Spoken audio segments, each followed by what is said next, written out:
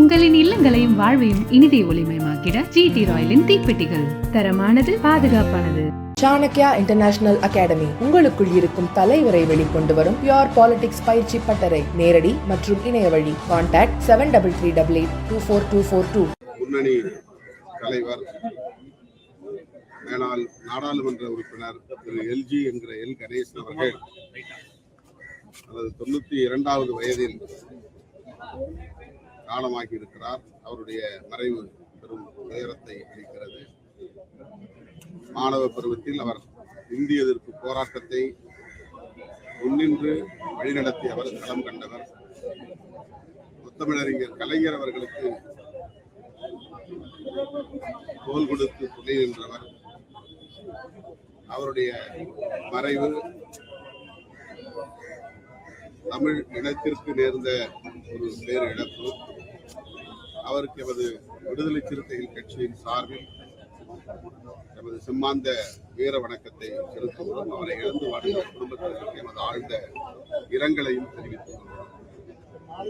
நாளை விடுதலை சிறுத்தைகள் கட்சியின் சார்பில் சென்னை சைதாப்பேட்டையில் பனகல் மாளிகை அருகே மாலை 3 மணி அளவில் கிறிஸ்தவர்கள் மீதான சங் பரிவார்களின் வன்முறை தாக்குதல்களை கண்டித்து ஆர்ப்பாட்டம் எனது தலைமையில் நடைபெறுகிறது. கிறிஸ்தவர்கள், இஸ்லாமியர்கள் ஆகிய சிறுபான்மை சமூகத்தினருக்கு எதிரான வெறுப்பு அரசியலை ஆழ விதைத்து வருகின்றனர். வட இந்திய மாநிலங்களில் பரப்ப பெற்ற இந்த வெறுப்பு அரசியல் இன்றைக்கு தமிழ்நாடு வரையில் விரிவடைந்திருக்கிறது. அண்மையில் நடந்த கிறிஸ்துமஸ் பெருவிழாவை ஒட்டி ஏராளமான இடங்களில் கிறிஸ்தவர்கள் திட்டமிட்ட தாக்குதலுக்கு ஆளாகி இருக்கிறார்கள். தேவாலயங்களை குறிவைத்து தாக்கியிருக்கிறார்கள். இந்த வன்முறை வெறியாட்டம் இந்திய ஒற்றுமைக்கு, ஒருமைப்பாட்டுக்கு பாதிப்பை ஏற்படுத்துவதாக உள்ளது. இந்திய அரசமைப்பு சட்டம் சிறுபான்மை மக்களுக்கு தருகிற பாதுகாப்பையும் தகர்ப்பதாக உள்ளது. இது தமிழ்நாட்டிலும் பரவுகிறதே என்கிற கவலை அதிகரிக்கிறது. எனவே சிறுபான்மை மக்களின் பாதுகாப்பை உறுதிப்படுத்த வலியுறுத்தியும் இத்தகைய வன்முறை வெறியாட்டங்களில் ஈடுபடுகிற மதவாத வெறுப்பு அரசியல் பயங்கரவாத கும்பலை கண்டிக்கவும் இந்த ஆர்ப்பாட்டத்தை ஒருங்கிணைக்கிறோம். ஜனநாயக சக்திகள் இந்த ஆர்ப்பாட்டத்தில் பரவலாக பங்கேற்க வேண்டும் என்று வேண்டுகோள் விடுக்கிறேன். பென்ஷன் திட்டம் குறித்து தமிழ்நாடு அரசு அறிவித்திருக்கிற அந்த அறிவிப்பு அரசு ஊழியர்கள் அனைத்து தரப்பினராலும் வரவேற்கப்படக்கூடியதாக உள்ளது. இதில் மீண்டும் அந்த கான்ட்ரிபியூட்டரி என்கிற பங்கேற்பு திட்டம் இடம்பெற்றிருக்கிறது என்றாலும் கூட அரசு ஊழியர்கள் பெருமளவில் பயன்பெறக்கூடிய வகையில் தமிழ்நாடு உறுதியளிக்கப்பட்ட ஓய்வூதிய திட்டம் என்கிற பெயரில் ஒரு புதிய திட்டத்தை மாண்புமிகு முதல்வர் அவர்கள் அறிவித்திருக்கிறார். ஜாக்டோ அமைப்பு இதனை வரவேற்கிற வகையில் முதலமைச்சரை சந்தித்து நன்றி தெரிவித்திருக்கிறார்கள். மாண்புமிகு முதல்வர் அவர்களின் இந்த நடவடிக்கையை விடுதலை சிறுத்தைகள் கட்சியின் சார்பிலும் வரவேற்று நன்றியையும் தெரிவித்துக்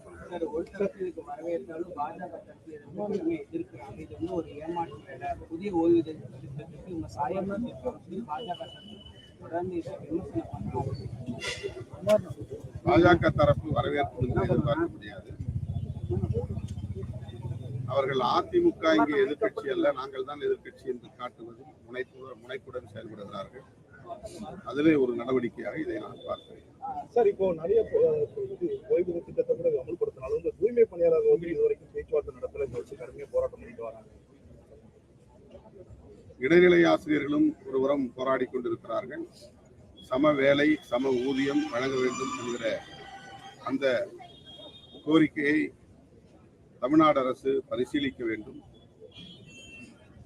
அவர்களுக்கு 10 ஆண்டுகளுக்கு மேற்பட்ட நிலுவை ஊதிய உயர்வுக்கான நிலுவை இருப்பதாக சொல்லுகிறார். நிறைவேற்ற முடியாவிட்டாலும் கூட 5 அல்லது 6 ஆண்டுகளுக்கான நிலுவைத் தொகையை முதலில் வழங்குவதற்கு அரசு முன்வர வேண்டும் என்கிற கருத்தையும் அவர்கள் முன்வைத்திருக்கிறார்கள். எனவே இடைநிலை ஆசிரியர்களின் சமவேலை சமூதியம் என்ற அந்த கோரிக்கை 6வது ஊதிய குழுவினால் ஏற்பட்ட இந்த முரண்களை களையக்கூடிய வகையில் அரசு உரிய நடவடிக்கைகளை மேற்கொள்ள வேண்டும்.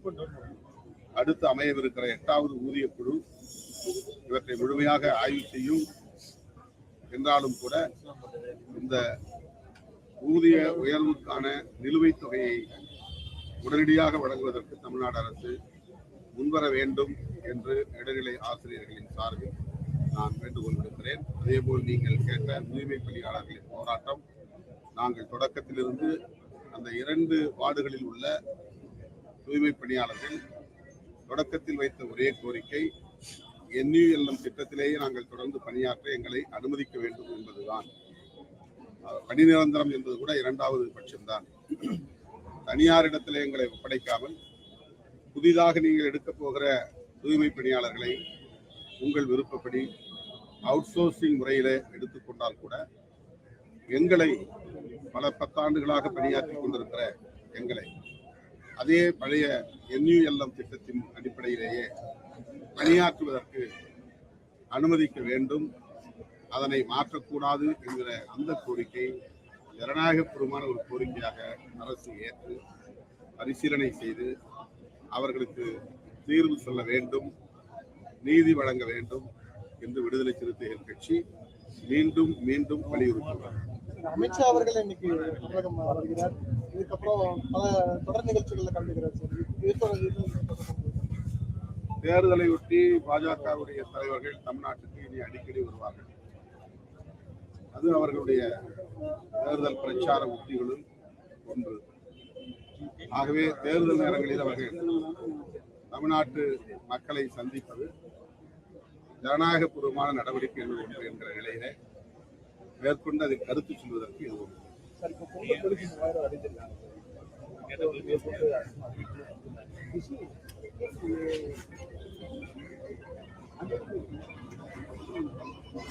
தமிழ் மக்களின் மகிழ்ச்சிக்குரிய ஒரே பண்டிகை, தமிழர்கள் காலம் காலமாக கொண்டாடப்பட்டு வருகிற பண்டிகை தமிழர் திருநாள் என்கிற பொங்கல் பண்டிகை. அவர்களை மகிழ்ச்சியோடு அந்த பண்டிகையை கொண்டாடுவதற்கு தமிழ்நாடு அரசு பொங்கல் பரிசு அறிவித்திருக்கிறது. அதை விடுதலை சிறுத்தைகள் கட்சி வரவேற்கிறது.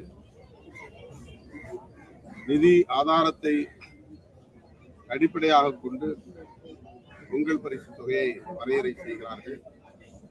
எனவே மக்களுடைய கோரிக்கைகள் ஒவ்வொரு ஆண்டும் கூடுதலாக உயர்த்தி தர வேண்டும் என்பதாக உள்ளன. மாண்புமிகு முதல்வர் அவர்கள் ஒவ்வொரு தரப்பாரின் கோரிக்கைகளையும் கனிவோடு பரிசீலிக்கக்கூடியவர். வாய்ப்பு இருந்தால், ஏதுவான சூழல் இருந்தால் பரிசீலிப்பார் என்று நம்புகிறேன். வந்துட்டு உங்களுக்கும் திரு ராமதாஸை வந்துட்டு இளைய தலைமுறைக்கு பெரியார எடுத்துக்காட்டா சொல்லியிருக்காரு. நீங்க எப்படி பாக்குறீங்க? கடும் வார்த்தை போர் 2 பேருக்கு இருந்த மத்தியில் உங்களை ஒரு எடுத்துக்காட்டா சொல்லியிருக்காரு. என் மீது அவர் வைத்திருக்கிற இந்த மதிப்பீட்டுக்கு என்னுடைய நெஞ்சார்ந்த நன்றியை அவருக்கு உரித்தாக்குகிறேன். பெரியாரை நாங்கள் ஏற்க முடியாது என்று சொல்லிவிட்டு திருமாவளவன் தான் எங்களுக்கு இளம் தலைமுறையினருக்கு பெரியார் என்று சொல்லுவது ஒரு அரசியல் அணுகுமுறையாக அல்லது அரசியல் உத்தியாகத்தான் பார்க்க வேண்டியிருக்கிறது. அவர் சாதுரியமாக அல்லது சாமர்த்தியமாக இந்த பிரச்சனையை கையாளுவதாகத்தான் நான் கருதுகிறேன். அவர் பெரியார் வழிவந்தவர், பெரியார் அரசியலை பேசியவர், பெரியார் இயக்கங்களின் மேடைகளில் அரசியல் கற்றுக்கொண்டவர், அரசியலை பேசியவர், விடுதலை சிறுத்தைகளின் மேடைகளிலும் முழங்கியவர். என்கிற அந்த உரிமையோடு நான் அவருக்கு தெரிவித்துக் கொள்ள விரும்புவது, பெரியாரின் பகைவர்கள் என்ன யுக்தியை கையாளுகிறார்களோ, பெரியாரை வீழ்த்துவதற்காக பெரியார் காலத்திலிருந்து போராடி கொண்டிருக்கிற சக்திகள் அவர்கள் யார் என்று அவருக்கே தெரியும். அவர்களின் நோக்கம் நிறைவேறுவதற்கு உங்களின் அரசியல் ஏதுவாக அமைந்துவிடக் கூடாது என்பது மட்டும்தான் எங்களுடைய கவலை. அவருக்கு நான் தெரிவிக்க விரும்புகிற செய்தி அதுதான். திகாவோடு முரண்பாடுகள் இருக்கலாம், திமுகவோடு முரண்பாடுகள் இருக்கலாம், அந்த இயக்கத்தை வழிநடத்தக்கூடிய முன்னணி தலைவர்களின் அணுகுமுறைகளில் உங்களுக்கு மாறுபட்ட கருத்துக்கள் இருக்கலாம். ஆனால் பெரியாரின் அரசியல் தன்னலமற்ற அரசியல், ஈகம் நிறைந்த அரசியல், விளிம்புநிலை மக்களை மேம்படுத்துவதற்கான அரசியல். அவருடைய அந்த நிலைப்பாடுகளில் முன்னுக்கு பின் சில முரண்கள் காணக்கூடியதாக இருக்கலாம். ஆனால் அவை அனைத்தும் எளிய மக்களுக்கான கோணத்தில் இருந்து மட்டுமே அவர் யாவற்றையும் அணுகினார். அதில் எந்த களங்கமும் இல்லை என்பதை நாம் முதலில் ஒத்துக்கொள்ள வேண்டும், ஏற்றுக்கொள்ள வேண்டும். அவர் தன்னலம் கருதக்கூடியவராக இருந்திருந்தால் அல்லது தமிழர்களை இழித்து பார்க்கக்கூடியவராக இருந்திருந்தால் அவரும் அரசியல் அதிகாரத்தை நோக்கி பயணித்திருக்க முடியும், பதவியை நோக்கி செயல்பட்டிருக்க முடியும், பொருளாதாரத்தை குறிவைத்து இயங்கி இருக்க முடியும். அப்படி பதவி, அதிகாரம், பொருளாதாரம், தன்னலம் என்கிற அடிப்படையில் அவர் இயங்கவில்லை என்பதை அவர் ஒப்புக்கொள்வார் என்று நான் நம்புகிறேன். எனவே பெரியாருடைய பங்களிப்பை, அவருடைய இயக்கத்தை நாம் எந்த வகையிலும் குறைத்து மதிப்பிடக்கூடாது, கொச்சைப்படுத்தக்கூடாது என்பது நம்முடைய வேண்டுகோள். திமுகவை, திகாவை அல்லது திராவிட இயக்கங்களை விமர்சிக்கிற போது திருமாவளவன் ஏன் முந்திக் கொண்டு வருகிறார் என்று பலர் கேட்கிறார்கள். திராவிடர் கழகம், திராவிட முன்னேற்ற கழகம் பேசுகிற அரசியல் பெரியார் அரசியல் என்று புரிந்து கொள்ளுகிற போது அது அந்த அளவோடு, அந்த வரம்போடு நின்றுவிடக்கூடிய அரசியல் அல்ல. விடுதலை சிறுத்தைகளும் பேசுகிற அரசியல் தான் பெரியாரின் அரசியல். அம்பேத்கரும் பெரியாரும் ஒரே நேர்கோட்டில் பயணித்தவர்கள், செயலாற்றியவர்கள், விளிம்புநிலை மக்களை அதிகார வலிமைப்படுத்துவதற்காக தம்மை ஒப்படைத்துக் கொண்டவர்கள். எனவே விடுதலை சிறுத்தைகள் பேசுகிற அரசியலுக்கு இத்தகைய கடுமையான மூர்க்கமான தாக்குதல்கள் நிகழுமையானால் விடுதலை சிறுத்தைகள் அதை கண்டும் காணாமல் எப்படி விலக முடியும்? நாங்கள் பேசுகிற அரசியலின் அடிப்படையிலேயே, அடித்தளத்திலேயே கை வைப்பதாக இருக்கிற போது விடுதலை சிறுத்தைகளுக்கும் அதில் பொறுப்புண்டு என்ற அடிப்படையில் தான் நாங்கள் எதிர்வினை ஆற்றுகிறோம். மற்றபடி எங்களுக்கு தனிப்பட்ட முறையில் யார் மீதும் காழ்ப்பு இல்லை, ஒரு சீமானவர்கள் மீதும் எங்களுக்கு காழ்ப்பு இல்லை. திருச்சியில வந்து சமத்துவத்துக்கும் சனாதனத்துக்கும் இடையே தான் யுத்தம் சொல்லியிருந்தீங்க. ஆனா கம்யூனிஸ்ட் அது கருத்தை விமர்சித்தாங்க. தமிழ்நாடே இன்னும் சமத்துவத்துக்கு தான் போராடிக்கிட்டு இருக்கு, நிறைய போராட்டங்கள் நடந்துகிட்டு இருக்கு. இதுல வந்து பேசியிருக்காரு. சமத்துவத்திற்கான போராட்டம் என்பது ஒரு குறிப்பிட்ட காலக்கெடுவுக்குள் முடிந்துவிடக்கூடிய ஒன்று அல்ல. எல்லா தளங்களிலும் இந்த போராட்டங்கள் இன்னும் கூர்மையடைய வேண்டும், தீவிரப்பட வேண்டும். அடுத்தடுத்த தலைமுறைகளிலும் இந்த போராட்டம் தொடரும். நம்முடைய தலைமுறைகளை தாண்டியும் இந்த போராட்டம் தொடர வேண்டுமானால் சமத்துவத்திற்கான போராட்டம் நீர்த்து போகாமல் பாதுகாக்க வேண்டிய பொறுப்பும் விடுதலை சிறுத்தைகளுக்கு உள்ளது. ஆகவேதான் சனாதனம் இங்கே மேலாதிக்கம் செய்ய இடம் தர மாட்டோம் என்று நாங்கள் எங்கள் பார்வையிலிருந்து, எங்கள் கொள்கைகளிலிருந்து நாங்கள் எங்களுக்கான செயல் திட்டங்களை வரையறுக்கிறோம். அவ்வளவுதான். ஆகவே சனாதன சக்திகள் வலிமை பெறுவதை தமிழ்நாட்டு மக்கள் ஒருபோதும் அனுமதிக்க மாட்டார்கள் என்று நான் தெரிந்து கொள்கிறேன்.